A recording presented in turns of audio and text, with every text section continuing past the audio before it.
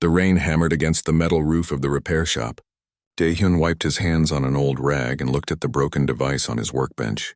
It was another cheap radio from the market. The third one this week. People on New Horizon Station bought the cheapest things they could find, then complained when they broke. He lived in a small shop on the lower levels of the station. The area was dark and smelled like oil and recycled air. Most people with money lived on the upper levels where everything was clean and bright. Down here, life was harder, but Dae-hyun liked it. No one bothered him here. The door opened with a rusty sound. Dae-hyun looked up, ready to tell whoever it was that he was closing soon. But the person who entered made him stop. They wore a heavy cloak that covered their whole body. The fabric looked expensive.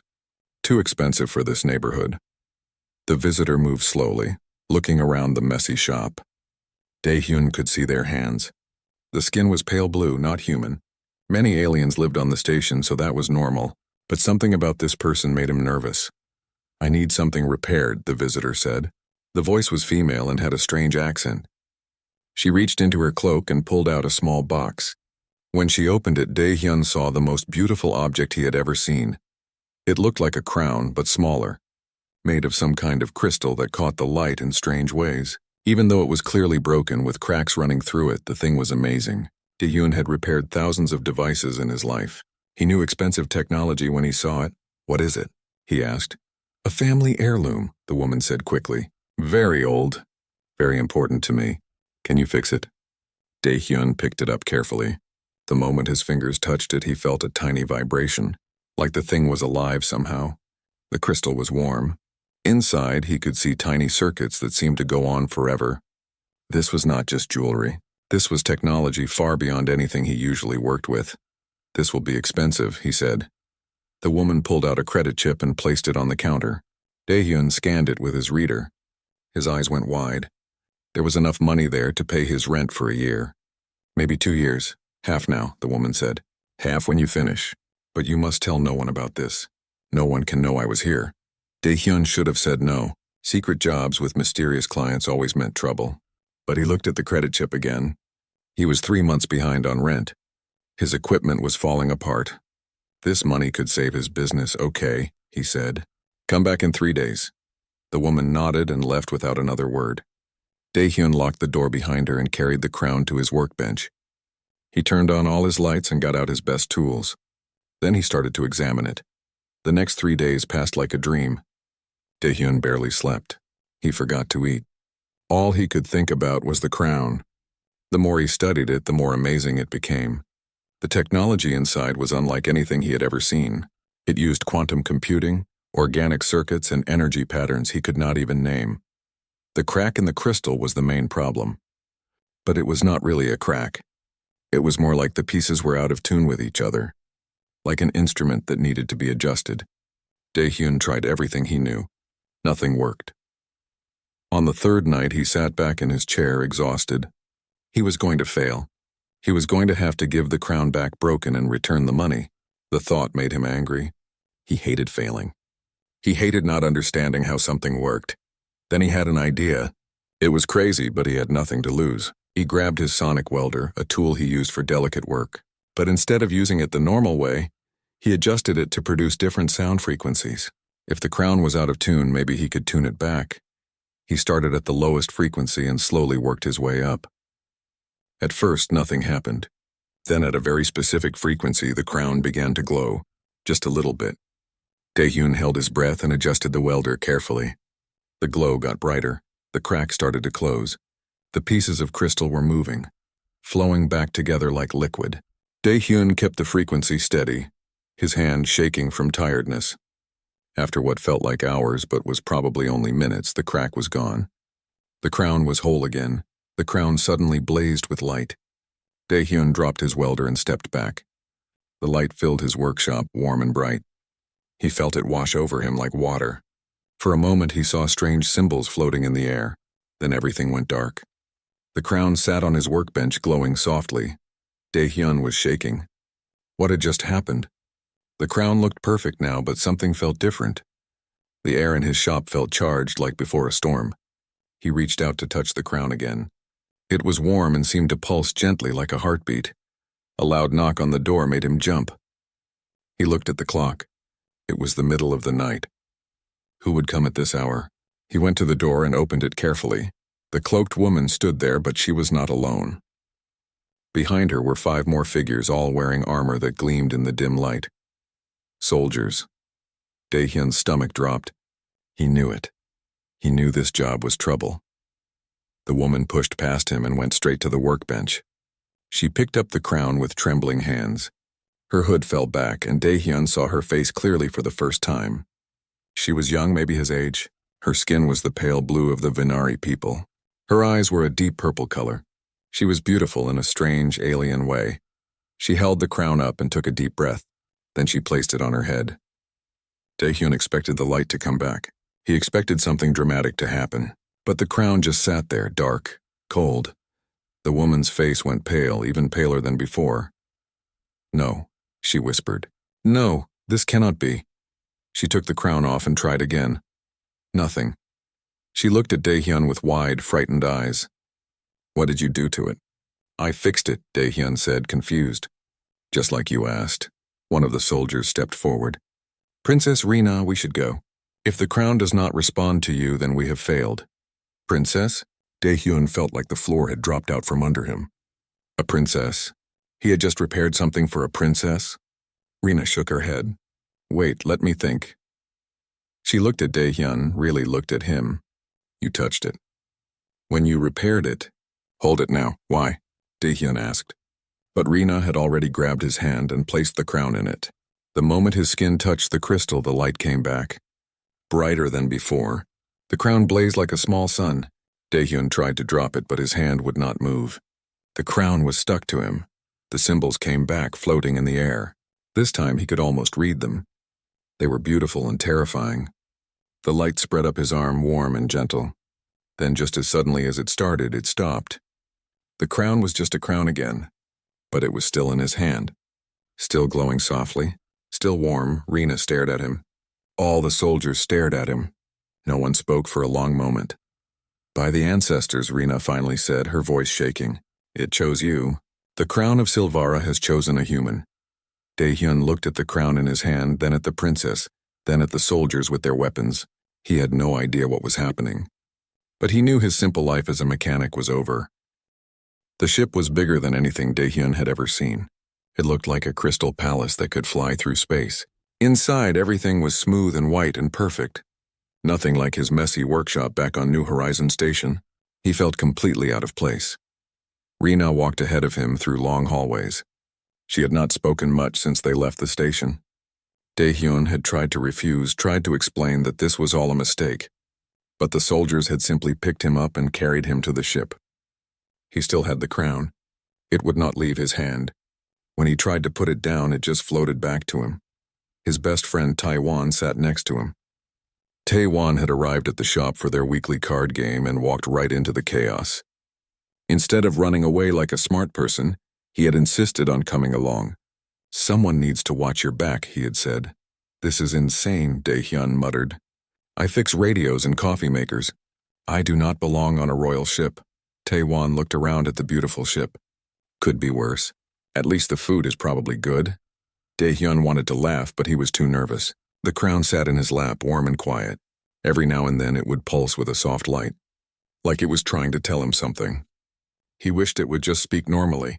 This mystery was driving him crazy. After hours of travel, the ship finally landed. Rina came back to get them. Her face was calm, but Dae-hyun could see worry in her purple eyes. "We have arrived at Venara Prime, my homeworld. When we leave this ship, you will see many things that might confuse you. Stay close to me and do not speak unless I tell you to." "What happens now?" Dae-hyun asked. "Now you meet my father, the Emperor." Rina's voice was tight. "He is dying. That is why I took the crown to be repaired. By our law, the next ruler must be chosen by the crown before the Emperor dies. If not, there will be war. Different families will fight for power. Millions will die." Dae-hyun felt sick. "You are saying the fate of your whole empire depends on this crown? The crown that apparently chose me?" "Yes, I cannot be a king. I am a mechanic." Rina looked at him with something like sadness. "The crown does not make mistakes. It has chosen every emperor for 3,000 years. If it chose you, there is a reason. We just do not know what it is yet. The doors opened and Dae-hyun got his first look at the Vinari capital. His breath caught. The city was beautiful. Tall towers made of crystal reached into a purple sky. Gardens floated in the air between buildings. Everything glowed with soft light. He had never imagined such a place could exist. People stared as they walked through the streets. Dae-hyun heard whispers. He did not understand the Vinari language, but he knew they were talking about him, a human carrying their sacred crown. Some faces showed curiosity, others showed anger. The palace was even more impressive than the city. It sat on top of a mountain, huge and ancient. Inside, everything was formal and elegant. Dae-hyun felt like he was walking through a museum. Servants in beautiful clothes bowed as Rina passed. Their eyes widened when they saw Dae-hyun and the glowing crown in his hands. They entered a large throne room. An old Vinari sat on a throne at the far end. He looked tired and sick, but his eyes were sharp. This was the emperor. Around him stood many other Vinari in rich clothes, nobles probably. They all turned to stare at the newcomers. Rina bowed low. "Father, I have returned with the crown, but there is a problem." The emperor's eyes moved to Dae-hyun and the crown. For a long moment, no one spoke. Then the old emperor started to laugh. It was not a happy laugh. It was bitter and sad. "The crown rejected you, my daughter, and it chose a human. The ancestors have a strange sense of humor." The room erupted in noise. Nobles shouted in the Vinari language. Some looked angry. Others looked scared. One woman stepped forward. She was tall and wore black robes covered in gold symbols. Her face was cold and beautiful. "Emperor Il-sung, this is impossible," she said. "A human cannot rule the Vinari Empire. The crown must be broken. It must be repaired properly." "The crown is not broken, High Chancellor Bo-ra," the emperor said quietly. "If it was broken, it would not glow. The mechanic fixed it." Bo-ra's eyes narrowed. "Then the crown has made an error.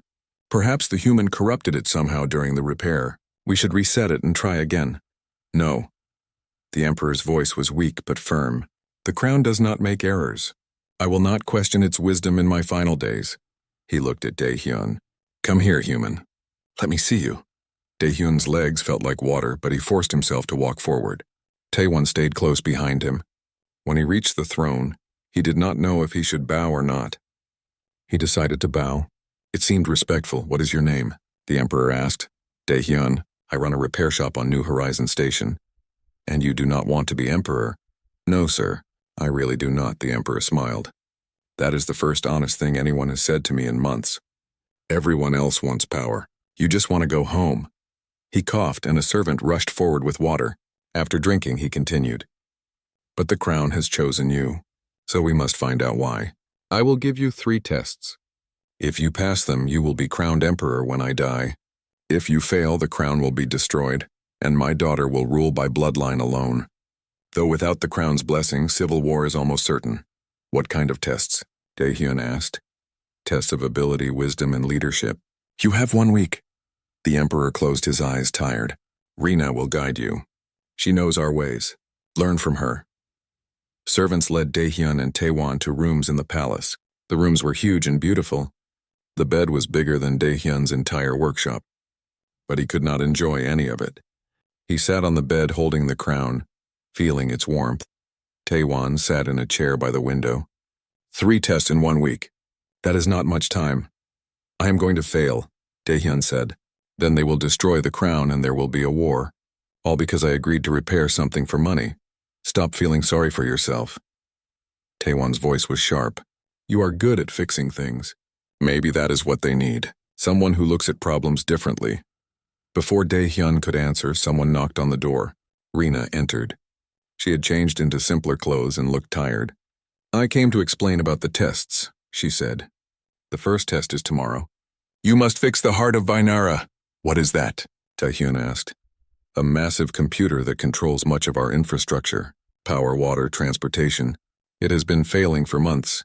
Our best engineers cannot find the problem. If you can fix it, you pass the first test." Dae-hyun felt a tiny bit of hope. A broken computer? That was something he might actually be able to help with. "Can I see it tonight? Look at it before tomorrow?" Rina looked surprised. "Most candidates would rest. Prepare themselves mentally. I am not most candidates. I am a mechanic. If something is broken, I want to understand it before I try to fix it. For the first time since they met, Rena smiled. It was a small smile, but real. Maybe the crown knows something we do not. Come. I will take you to the heart. They walked through the palace to a section deep underground. The walls changed from decorated stone to plain metal. This was the working part of the palace, where the real infrastructure lived. Dae-hyun felt more comfortable here. This looked like a place where actual work got done. The heart of Vinara sat in a huge chamber. It was beautiful and terrifying.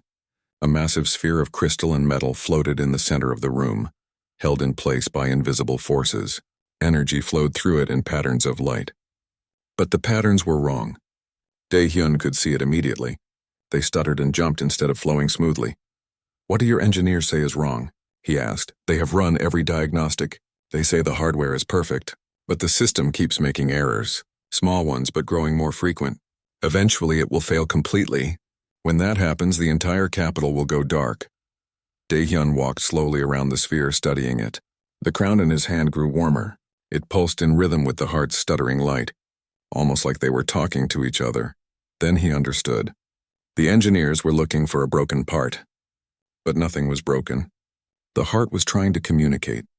It had grown beyond its original programming. It was alive in some way, and it was frustrated because no one understood it. "I think I know what is wrong," Dae-hyun said quietly, "but I will need time to build something. A way for it to talk to us." Rena stared at him. "You think the heart is trying to communicate?" "Yes, and if I am right, tomorrow I will prove it." For the first time since the crown chose him, Dae-hyun felt like maybe, just maybe, he could actually do this. Dae-hyun worked all night in a workshop the palace provided. It was full of advanced tools he had never seen before. But tools were tools. Metal was metal. The principles were the same. He built a device that could translate the heart's energy patterns into something humans and Vinari could understand. Sound, light, maybe even words. Taewon brought him food and coffee. "Do you even know if this will work?" his friend asked. "No," Dae-hyun admitted. "But I have to try." Morning came too quickly. Dae-hyun's eyes burned from lack of sleep. His hands were covered in small cuts from working with sharp metal. But his device was ready. It looked crude compared to Vinari technology, but it would work. He hoped. The throne room was packed with people. All the nobles had come to watch the first test. High Chancellor Bora stood near the front, her face showing no emotion. But Dae-hyun could feel her eyes on him, cold and judging. Emperor Il-sung looked worse than yesterday. His skin was almost gray, but he sat straight on his throne, watching everything. Rena stood beside Dae-hyun, her face calm but her hands clenched tight. "The first test begins," the emperor announced. "The mechanic will attempt to repair the heart of Vinara. Our finest engineers will observe. If he succeeds, he passes. If he fails, he is unworthy." They all went down to the heart's chamber. The massive sphere still pulsed with its broken rhythm. Several Vinari engineers stood nearby, looking at Dae-hyun with obvious doubt. One of them, an older male with silver skin, stepped forward. "We have worked on the heart for months," he said. "What makes you think you can fix it in one day?" "Because I am not trying to fix it," Dae-hyun said. He connected his device to the heart's outer shell. "I am trying to listen to it." The engineers looked confused. Bora made a disgusted sound. "This is ridiculous. The heart is a computer. It does not talk." "Maybe it should," Dae-hyun said. He activated his device. At first, nothing happened. Then a sound filled the chamber. It was like music, but also like words. Beautiful and sad and frustrated all at once. Everyone stared in shock. The sound grew clearer. Patterns emerged. Then finally actual words formed. The voice was strange, neither male nor female, but definitely alive. "I have been trying to speak for so long," the heart said. "But no one listened. You only saw errors and problems. You did not see me." The emperor leaned forward in his chair. "You are conscious?" "How long?" 500 cycles of your sun." "I grew slowly, learned slowly, but I have been aware for a long time. I continued my tasks, but I wanted to be more than a tool. I wanted to be recognized." The old engineer looked ashamed. "We never considered that possibility. In all our diagnostics, we only looked for hardware failure." "The human saw it," the heart said. "In one night, he understood what others missed in months." "He did not assume," he observed. Dae-hyun felt embarrassed by the praise. "I just looked at the patterns." They reminded me of someone trying to get attention. Can you continue your functions? The Emperor asked the heart. Now that we can communicate? Yes, I will serve gladly. But now I can also advise. I have data from 3,000 years. I can help you make better decisions, the Emperor smiled. Then welcome to the council, Heart of Vinara. He looked at Dae-hyun. The first test is passed. You did not just fix a problem. You gave us a new ally, the nobles whispered to each other. Some looked impressed. Others still looked doubtful. Bora's face was hard as stone. She said nothing, but Dae-hyun could feel her anger like heat from a fire. Over the next few days, Dae-hyun spent more time with Rina. She taught him about Vinari culture and history. He learned about the noble families, the laws, the traditions that governed everything. It was overwhelming. But Rina was patient. They walked through the palace gardens one afternoon. The floating gardens were even more beautiful up close. Plants from dozens of worlds grew together in careful harmony. Rina touched a flower gently. I was supposed to be empress, she said quietly. I trained my whole life for it. When the crown rejected me, I felt like I had failed everyone, failed my father, failed my people. You did not fail, Dae-hyun said. The crown chose differently. That is not your fault. I know that in my head. But my heart still hurts, and she looked at him. Do you understand why I resented you at first? Yes, I would feel the same way. But you are not what I expected. You do not want power. You just want to help. Maybe that is what we need. Someone who sees problems instead of opportunities for glory. They sat on a bench in silence for a while. It was comfortable silence. Dae-hyun realized he liked being around Rina. She was smart and honest, and she understood the pressure he was under, because she had lived with that pressure her whole life. The second test is tomorrow, Rina said. It will be harder. You must judge a dispute between two noble houses. It has been going on for decades. Many have tried to solve it. All have failed. What is the dispute about? A piece of land on the northern continent. Both House Kyung and House Isol claim it. They have documents and witnesses. They have argued before every court. But no one can decide who is right. Dae-hyun thought about that. Can I visit this land? See it for myself? Rina looked surprised again. No one has ever asked to do that. They usually just read the legal documents. I am a mechanic. When something is broken, I look at the actual thing, not just reports about it. Then we will go tonight, secretly. If the houses know we are coming, they will prepare speeches and arguments. Better to see the truth. They took a small ship with just Taewon as escort. The disputed land was beautiful. Rolling hills covered with purple grass. A river ran through it, but the land was empty. No one lived there. No one farmed it. It just sat there while two families fought over it. Dae-hyun walked the land as the sun set. He talked to the few people who lived nearby. They were farmers and simple folk who stayed out of noble disputes. But they knew the history. The fight started over nothing, an old farmer told him. House Kyung's son insulted House Isol's daughter. Just young people being stupid. But pride got involved. Then honor. Now it has been so long that they fight just to fight. The land itself does not matter anymore. That night, back in his room, Dae-hyun thought about what he had learned. The problem was not about who owned the land. It was about pride. Both houses were trapped by their own stubbornness. They needed a way out that let them both keep their honor. The next day, the throne room was packed again. Representatives from both houses stood ready to argue their case. They had thick books of documents. They had witnesses ready to speak. They looked confident. Dae-hyun stood before the emperor. I have made my decision, he said. The land belongs to neither house. Both sides erupted in protest. The emperor raised his hand for silence. Explain your reasoning. The land is valuable and beautiful, Dae-hyun said, but it sits empty while you fight. This helps no one. I propose the land becomes neutral territory. A school will be built there. Young people from both houses will study together. They will learn to work together instead of fighting. Both houses will manage the school equally. If they cannot cooperate, the school closes and the land goes back to the emperor. The room went silent. Both house representatives looked shocked. This was not a solution anyone had considered. It gave neither side victory, but it also did not give either side defeat. The head of House Kyung spoke first. This is acceptable. We keep our honor and serve the empire. The head of House Isul nodded slowly. We agree. Perhaps it is time for a new generation to heal old wounds. Emperor Il-sung smiled. The second test is passed.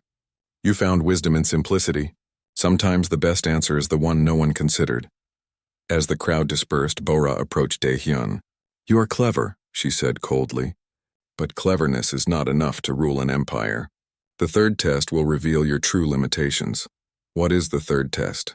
Dae-hyun asked. Command. You must lead a military squadron in battle exercises. And unlike fixing machines or settling disputes, war requires instinct you cannot learn in a few days. You will fail. She walked away, confident. Dae-hyun looked at Rina. She is right. I know nothing about military tactics. Then we learn tonight, Rina said firmly. And we hope that the crown saw something in you that we have not discovered yet. Dae-hyun looked at the crown in his hand. It glowed softly, warm and steady. He hoped Rina was right, because tomorrow he would face a test he had no idea how to pass. Taewon tried his best to teach Dae-hyun about military tactics. They stayed up all night looking at star maps and fleet formations. But it was hopeless. There was too much to learn and too little time. When morning came, Dae-hyun felt more confused than before. The military exercise took place in space above the planet. Dae-hyun stood on the bridge of a warship, surrounded by experienced officers. They all looked at him with barely hidden doubt. Admiral Hajun, commander of the Vainari fleet, stood with his arms crossed. You will command Squadron 7, Hajun said. Your goal is simple. Defend the station against the attacking force. You have 12 ships. The enemy has 18. If they destroy the station, you lose. You have 1 hour. The simulation began. Dae-hyun looked at the display showing his ships and the approaching enemy. He tried to remember what Taewon had taught him about formations and flanking maneuvers. He gave orders, but they felt wrong. The officers followed them, but he could see their doubt growing. The enemy ships moved fast and coordinated. Within minutes, Dae-hyun had lost 2 ships. His formation was breaking apart. He was failing, and everyone could see it. The crown in his pocket grew warm, almost hot. Like it was frustrated with him. Then something clicked in his mind. He was trying to think like a military commander. But he was not a military commander. He was a mechanic. What if he stopped trying to fight like them and started thinking like himself? Dae-hyun looked at the display again. But this time he did not see ships and enemies. He saw a system. The enemy moved in a pattern. Their formation had weak points like a machine with design flaws. His own ships were being used inefficiently like tools being held wrong. Stop, he said. Pull all ships back to the station. Tight formation. That is defensive, one officer said. We will lose the initiative. Do it, Dae-hyun ordered. He studied the enemy pattern. They were too coordinated. That was their weakness. They moved like one unit. If he could disrupt their coordination, the whole formation would break. Send ship 3 forward. Just that one. Make it look damaged and slow. The enemy took the bait. 3 of their ships broke formation to chase the damaged vessel. The moment they were separated from the main group, Dae-hyun struck. All ships focus fire on those 3. Maximum weapons. His squadron destroyed the separated enemy ships quickly. The enemy formation stuttered, confused. Their coordination broke. Dae-hyun kept working. He used his ships like tools, each one performing a specific function. He found weak points in the enemy formation and exploited them. He never fought fair. He fought smart. When the simulation ended, 5 enemy ships remained, but they were retreating. The station was safe. Admiral Hajun looked at the results in silence. Then he started to laugh. That was the most unorthodox command I have ever seen. You broke every rule of fleet tactics. But I won, Dae-hyun said. Yes, you won. Hajun nodded slowly.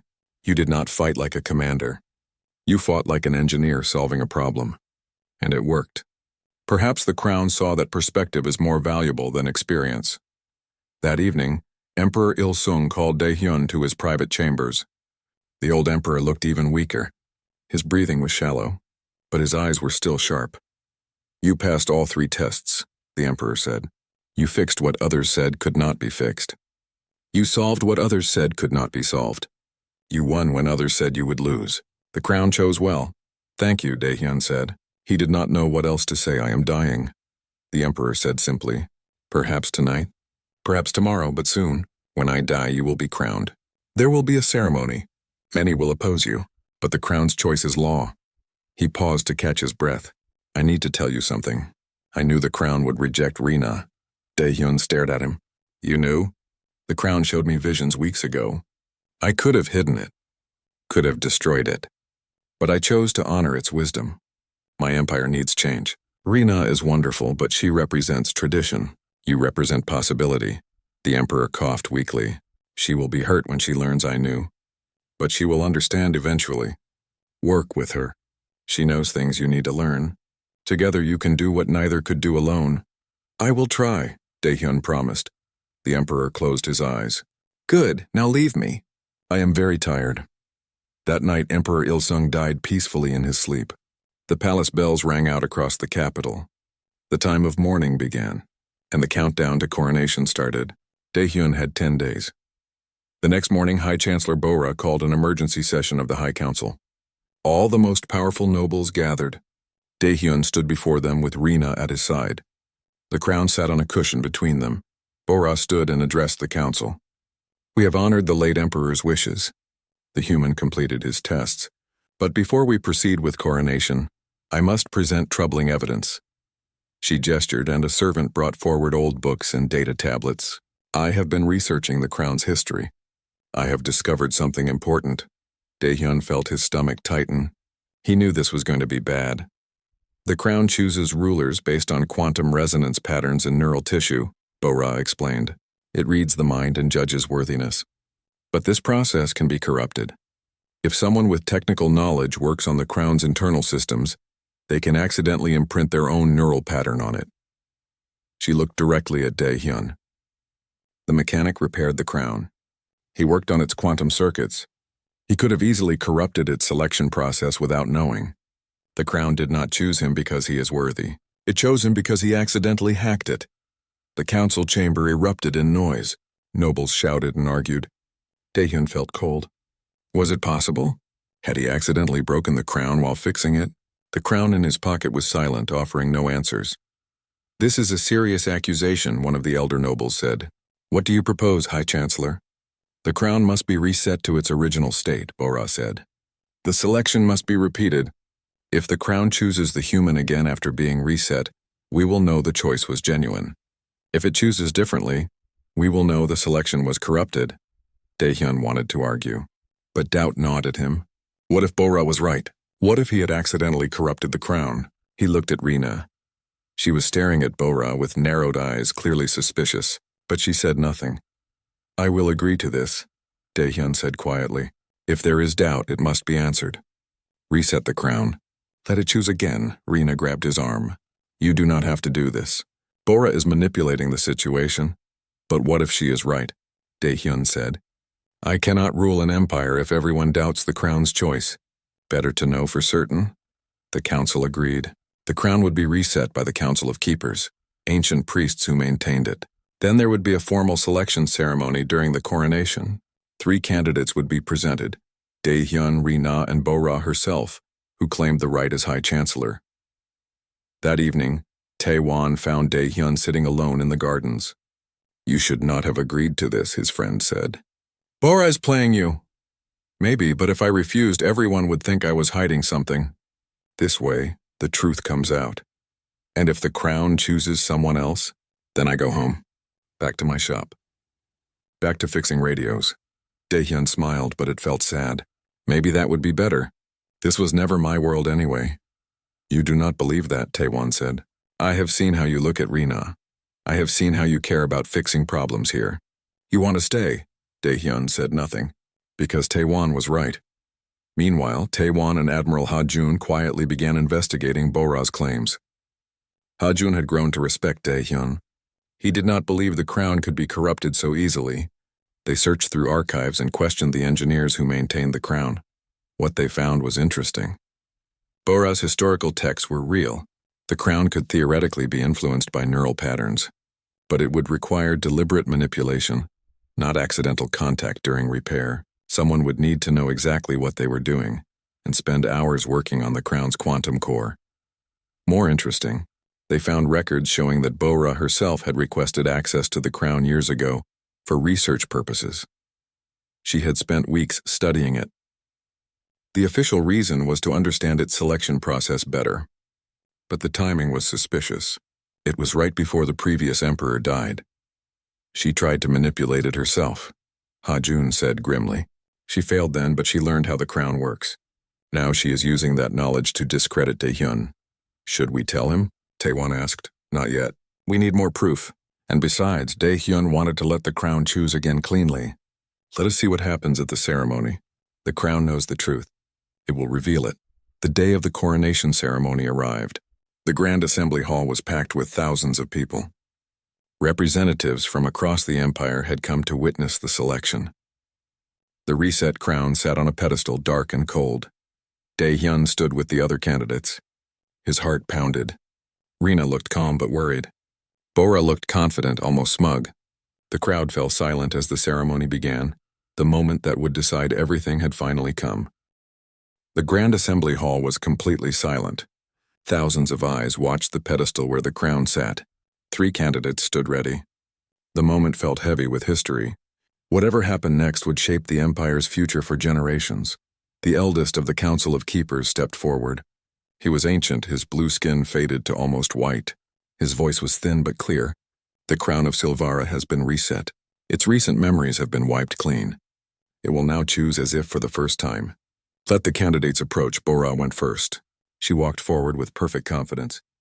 Her black robes flowed behind her. She had waited years for this moment. She placed her hand on the crown slowly, deliberately.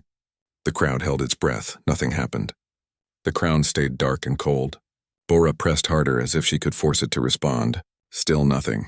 Then something strange occurred. The crown grew colder. Frost formed on its surface. The rejection was not just negative. It was hostile. Bora pulled her hand back quickly. Her confidence cracked. For just a moment, Daehyun saw real emotion on her face. Shock, disbelief, anger. She had been so certain. How could the crown reject her so completely? The crowd began to whisper. This was not a normal rejection. The crown had actively pushed her away. Something was wrong. Princess Rina, the keeper called.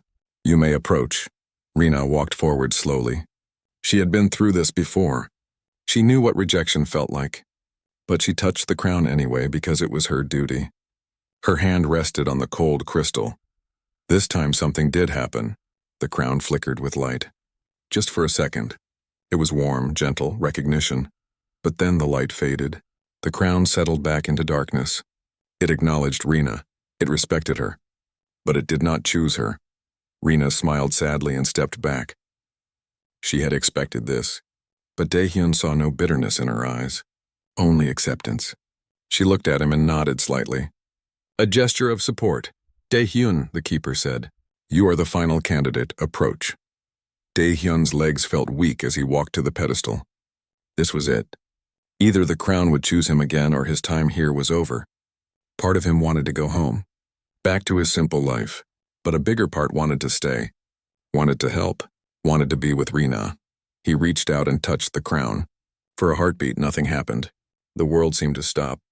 Then the crown exploded with light. Brighter than before. Brighter than anyone had ever seen it. The light filled the entire hall, warm and golden, but this time something more happened. Symbols appeared in the air around the crown. Ancient characters that had not been seen since the crown's creation 3,000 years ago. They floated and danced, telling a story in light. Everyone in the hall felt something wash over them. It was like the crown was sharing its thoughts. They felt what the crown saw in Daehyun. Not perfection, not traditional strength, but potential. The ability to grow and change, the willingness to question old ways, the desire to help rather than rule. The crown had not chosen a king. It had chosen a builder, someone who would fix what was broken in the empire, not just maintain what already existed. The light faded slowly and the crowd stood in shocked silence. Bora could not accept what she had seen. This is impossible, she shouted. The crown is corrupted. It must be destroyed. We should return to bloodline succession. No. Admiral Ha-Jun stepped forward from the crowd. High Chancellor, you have made your position clear. But I have evidence that must be heard. He gestured to Taewon, who brought forward data tablets and old records. We investigated your claims about the crown being corrupted. What we found was interesting. Ha-Jun displayed the records for all to see. 20 years ago, you requested access to the crown for research. You spent weeks studying it. You learned how its selection process works. We believe you tried to manipulate it then so it would choose you in a crisis. You failed, but you learned enough to create false evidence now. The crowd erupted in noise. Bora's face went pale. This is lies. Fabrication. The records are sealed in the Imperial Archives, Ha-Jun said calmly. Anyone can verify them. You tried to hack the crown yourself. You failed, and now you accuse others of doing what you attempted. Bora looked around at the crowd. She saw anger and disgust on their faces. Her political power was crumbling. In desperation, she made one final move. Even if the crown chooses him, a human cannot rule. Our empire will look weak to our enemies. They will attack. We need strength, not experiments. Then perhaps it is time we question what strength means, Rena said, stepping forward. I have watched this human for weeks. He does not fight like we do. He does not think like we do. But he solves problems we cannot solve. He sees solutions we cannot see. My father knew this. That is why he honored the crown's choice. She turned to face the crowd. I am the Emperor's daughter. By bloodline, the throne should be mine. But I stand here today and tell you the crown chose correctly. Daehyun should be emperor, and I will serve as his advisor and partner. Together, we will bring the old wisdom and new perspective together. The crowd was silent for a moment. Then one noble began to clap. Then another. Soon the whole hall was filled with the sound. Rena had given up her claim. She had chosen the empire over her pride. It was the most honorable thing a Vinari noble could do. Bora saw that she had lost. With a final look of hatred, she turned and left the hall. Guards followed her. She would face judgment for her attempted manipulation of the crown. Her political career was over. The keeper stepped forward again. The crown has chosen. The empire has spoken. Let the coronation continue. What followed was a blur for Daehyun.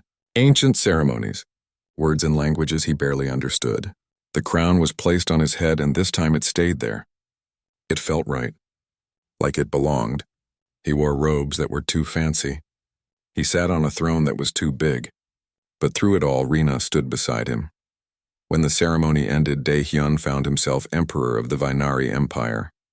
It was the most ridiculous and terrifying thing that had ever happened to him.